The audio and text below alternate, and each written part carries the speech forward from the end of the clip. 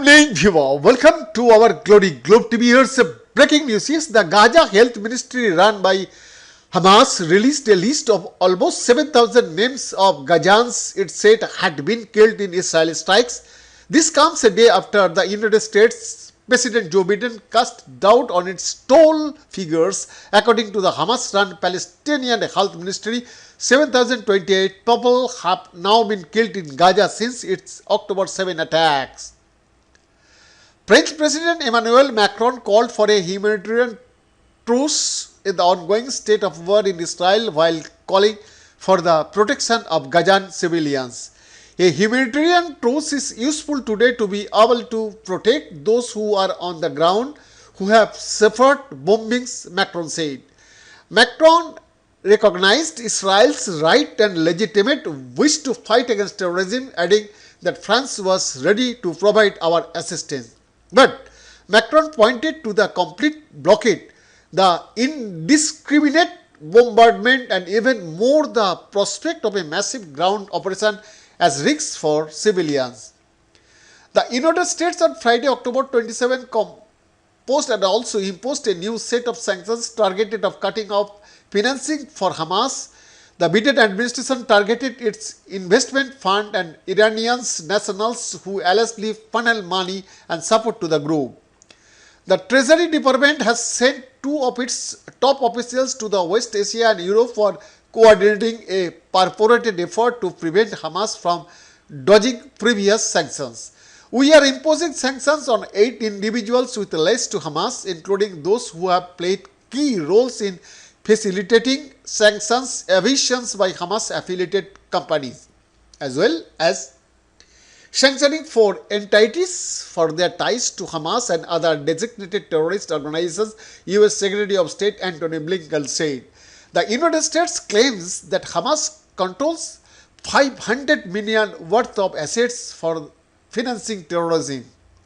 The UN Relief and Works Agency for Palestinian People's Commissioner General said that the basic services are crumbling in the Gaza Strips. Basic services are crumbling. Medicine is running out. Food and water are running out. The streets of Gaza have started overflowing with sewage.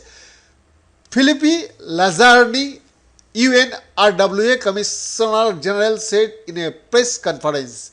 Gaza on the brink of a massive health hazard as the risk of diseases is looming. Our team had to make tough decisions that no humanitarian workers should do, he said. What need more support?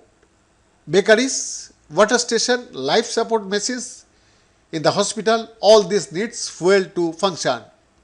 The International Committee of the Red Cross medics on Friday, October 27 entered Gaza for the first time since October 7 when the war first broke between Israel and Hamas. A spokesperson for the Red Cross was quoted as saying by the AP. 6 medical staff crossed through Gaza's Rafah border, crossing with Egypt along with 8 trucks.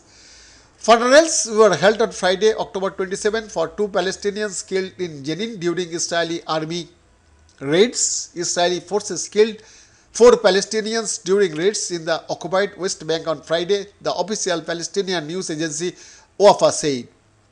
Iran's foreign minister said on Thursday that Hamas is ready to release civilian prisoners taken from Israel and called for the international community to take support the release of 6,000 Palestinians held in Israeli prisons.